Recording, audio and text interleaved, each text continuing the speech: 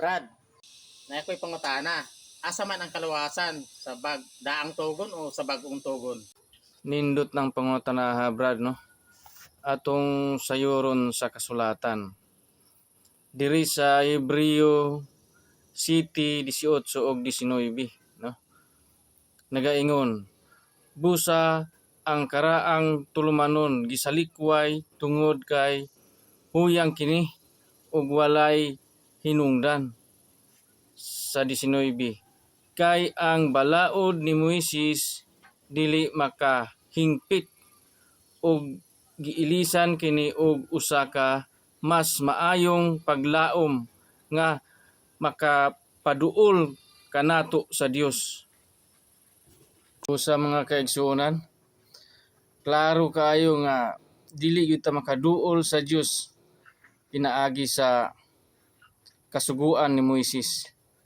Kita sa bagong tugon, no, mga kaigsuonan. Atong basahon diri sa Episodos 4 hanggang 5, no. Apan hilabihan kadako ang kaluoy ug gugma sa Dios alang kanato, nga bisan pa gani sa patay pa kita sa espiritu tungod sa atong pagkadautan, gibanhaw kita niya uban kang Kristo.